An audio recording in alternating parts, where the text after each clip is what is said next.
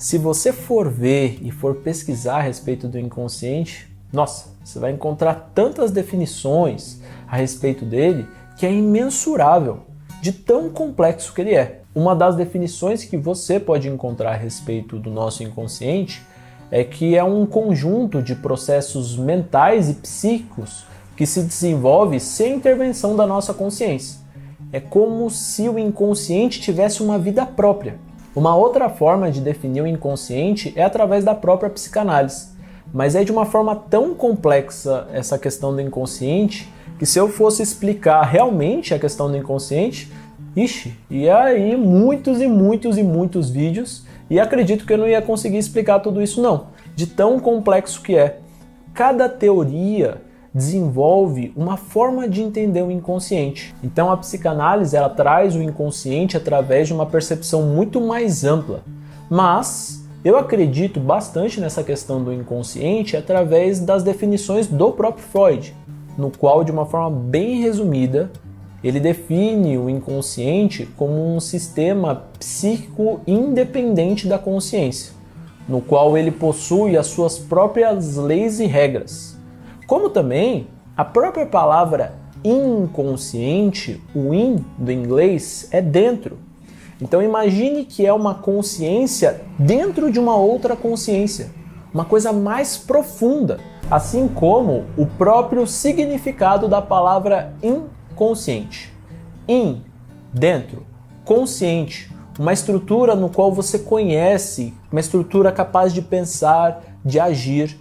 Então, perceba, se você for ver, o in é uma consciência dentro da consciência, no qual tem toda essa estrutura independente, uma capacidade de pensar, de agir e de sentir sobre as coisas.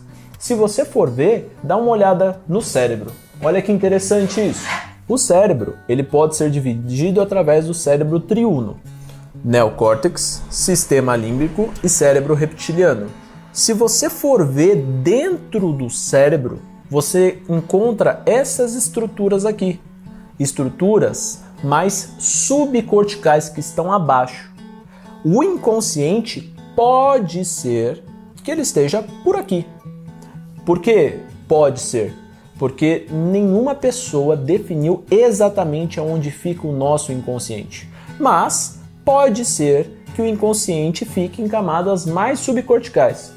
Por quê, Edu? Porque essas camadas, elas são independentes da nossa consciência. Aqui estão as nossas emoções e aqui estão as sensações do corpo. Então, não precisa pensar para os seus batimentos cardíacos acontecerem.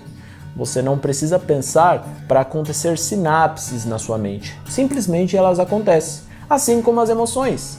Você não precisa, às vezes, pensar na felicidade para a felicidade vir. Às vezes é um momento, às vezes é a situação externa que te causa aquela felicidade autêntica. Então é justamente isso, é fora do nosso controle. Assim como quando vem aquela tristeza ou aquela raiva, ela é tão intensa que às vezes é mesmo difícil de controlá-la. E a parte do nosso cérebro que conseguimos mais ter controle sobre as coisas, ou maior consciência, é o neocórtex. Então, pode ser que realmente o inconsciente fique nessas camadas mais subcorticais do nosso cérebro. Então, pessoal, chegamos até aqui e mesmo assim eu não falei nem metade do complexo universo que existe no nosso inconsciente.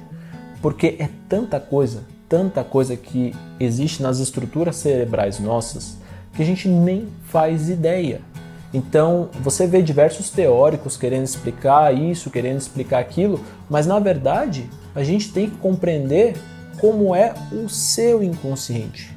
O inconsciente da própria pessoa, dentro dessa grandeza incrível que é o nosso inconsciente. Então, quanto você mais questiona a respeito do inconsciente, mais misterioso ele fica e mais faz com que a pessoa volte a refletir a respeito dele, para entender o seu próprio inconsciente.